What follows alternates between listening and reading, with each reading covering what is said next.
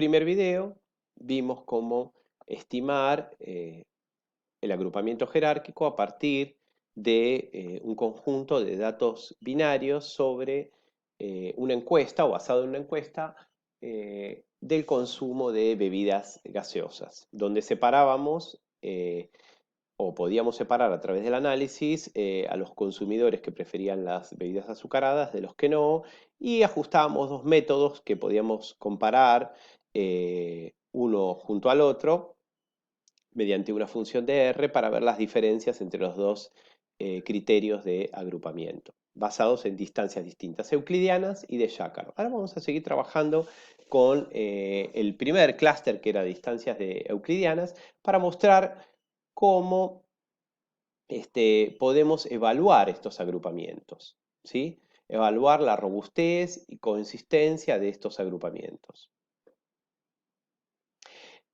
Para ello vamos a, primeramente, realizar el gráfico de silueta, ¿sí? Usando la función silhouette, fbit silhouette de facto extra. En el gráfico de silueta vamos a correr este algoritmo. Voy a aclarar aquí está el elemento CL1CUT que habíamos hecho, ¿sí? O habíamos estimado mediante esta función hcut de FISCluster. Dentro de facto extra habíamos usado la función hcut, donde habíamos generado un clúster que ya estaba cortado en dos, donde se veían los dos grandes grupos o se marcaban estos dos grandes grupos, ¿sí? Vamos a elegir una función de color para los clústeres y vamos a usar un criterio de representación para el gráfico de silueta usando el tema clásico sin fondo de ggplot. Recordamos que en el gráfico de silueta la anchura y altura de la silueta indicaban la cohesión o robustez de los grupos. Vamos a correr esto. Vamos a realizar el gráfico de silueta. Acá lo tenemos. En este gráfico de silueta tenemos el valor promedio de silueta, que es relativamente bueno, el ancho promedio de la silueta. ¿Sí? Acá están los valores de silueta. Acá vemos la línea punteada que indica el promedio. Vemos cada uno de los casos que fueron agrupados. Los dos clústeres, ¿sí? El primer clúster, el de las bebidas azucaradas, y el segundo clúster de las bebidas light, en el mismo orden en que aparecen en el dendrograma, de izquierda hacia derecha. Y podemos ver que el primer clúster de las bebidas azucaradas tiene un poco menos de definición que el segundo clúster, que tiene en general valores de silueta algo más altos. Eso nos sugiere, tal como habíamos observado al realizar el gráfico de dispersión sobre los clústeres, que el segundo clúster de las bebidas azucaradas parecía algo más homogéneo que el primer clúster. Y vamos a generar estadística de los clústeres usando la función clusterstats, que me da un montón de información sobre la estructura de los grupos, su composición, y me genera algunos índices, además de el valor de silueta. Primero vamos a correr, acá está la función clusterstats. Lo que es importante de tener en cuenta, acá yo estoy usando la matriz de distancia, en este caso seguimos trabajando con el primer grupo, el primer clúster, entonces voy a usar la matriz de distancias euclidianas, que yo había llamado BEV, y el resultado o el objeto resultante del ajuste del clúster, de la estimación del clúster usando la función hcut de distancias euclidianas. Aquí lo ven. Entonces está el objeto y la distancia. Vamos a estimar esto. Si yo tipeo acá, van a ver que hay diversos elementos aquí adentro. Lo voy a mostrar para que lo vean. ¿Sí? Hay muchos elementos, hay estadísticos como el índice de Dan, que ahora lo vamos a extraer, lo podemos ver acá también, los promedios de distancia entre grupos, la silueta de cada uno de los grupos y el promedio de silueta. Vamos a extraer el promedio, el ancho promedio de la silueta para cada grupo, que es una medida interesante, acá lo tenemos aquí abajo. Vemos que el primer grupo tiene una silueta promedio más estrecha que el segundo, lo que sugiere un mejor agrupamiento, una mejor cohesión para el segundo grupo que el primero. Y vamos a extraer el índice de Dan, que me da 1,32. El índice de Dan, cuanto más alto, me sugiere mayor cohesión. En este caso me indica una buena separación entre estos dos grupos, ¿no? Me indica buena separación entre los grupos, que internamente podremos decir son homogéneos. Vamos a generar ahora una estimación sobre la estabilidad de los grupos mediante remuestreo. Esto es muy útil. El procedimiento de remuestreo genera n cantidad de pseudorréplicas sobre las que se realizan los agrupamientos y se mide cuántas veces cada uno de estos grupos que hemos obtenido se repite o, por el contrario, desaparece en los remuestreos sucesivos. Entonces me va a dar un valor de recuperación de los grupos, de existencia de los grupos, y un valor de disolución de esos grupos en los agrupamientos. En este caso voy a hacer 10.000 remuestreos utilizando Bootstrap. Acá tengo el número de grupos que quiero evaluar. Un valor de semilla, porque como el remuestreo es un procedimiento aleatorio, me va a dar resultados brevemente distintos en cada vez que lo haga. Voy a usar el método promedio para generar los grupos, tal como lo hice antes, ¿sí? Y voy a suprimir el aviso o el conteo de cada uno de los remuestreos. Entonces vamos a correr esto, lo voy a almacenar en el objeto cf2. Vamos a correrlo. Está corriéndolo. ¿Sí?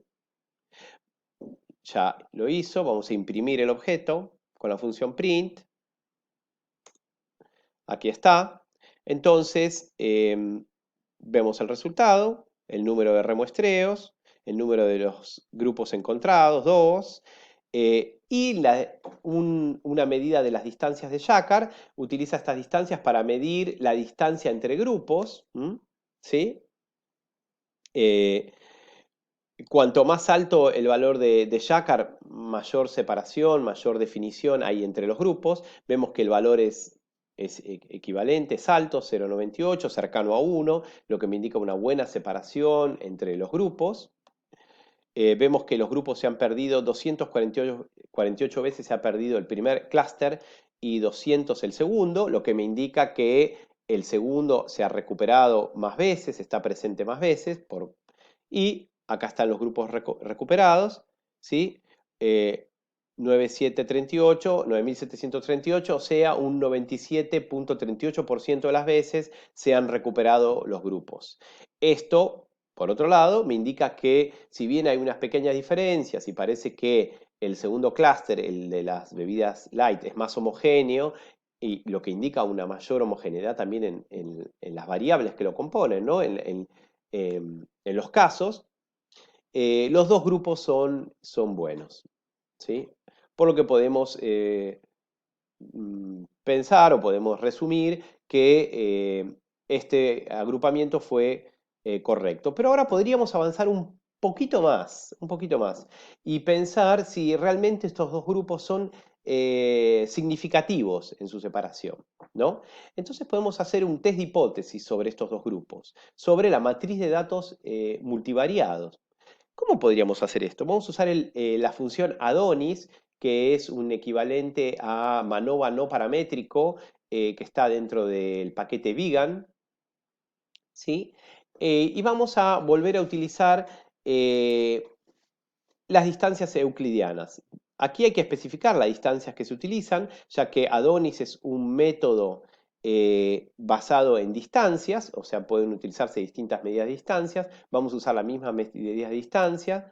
Va a calcular de manera automática las distancias sobre el objeto que yo esté poniendo, en este caso la variable dependiente. La variable dependiente aquí son los valores presencia-ausencia, ¿no? Las respuestas presencia-ausencia, ¿se acuerdan? Que está en la matriz, que es la matriz de presencia-ausencia, donde cada individuo está, se trata como una variable, donde están las respuestas sobre si bebe o no bebe un conjunto de bebidas gaseosas, que en este caso serían los casos, están ubicados en las filas. Entonces, vamos a hacer un test sobre esta matriz, ¿Y cómo lo vamos a dividir? Bueno, vamos a tomar como factor, para dividirlo, los grupos. ¿Se acuerdan que yo en un video anterior les dije que era interesante obtener o recortar mediante la función hcut estos grupos porque después podíamos usar la pertenencia de cada uno de estos grupos como posible factor para realizar un test de hipótesis? Bueno, y es lo que vamos a hacer aquí. Vamos a dividir, ¿sí? Y vamos a utilizar este grupo como factores. Entonces tenemos el primer grupo, el clúster 1 y el segundo grupo. Y vamos a ver si las distancias entre estos dos grupos son significativas. Vamos a usar 10.000 permutaciones. Vamos a correr esto primero. ¿Sí? Aquí. Y vamos a ver el resultado del test.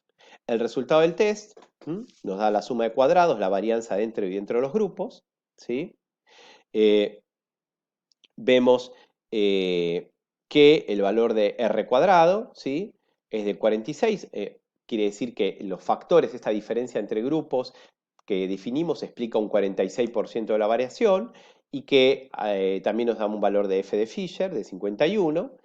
Y tenemos un valor de probabilidad de 0.02, que si utilizamos un nivel de significación de 0.05, podemos concluir que la separación entre grupos es significativa, ¿sí? Que los individuos, podríamos decir, que consumen bebidas gaseosas azucaradas, no tienden a consumir las bebidas edulcoradas y viceversa. Que esta última opción, este último paso, que no es obligatorio, simplemente es un paso optativo, nos sirve para nosotros para obtener un valor de significación dado los grupos que obtuvimos primeramente durante o mediante la aplicación del análisis de agrupamiento.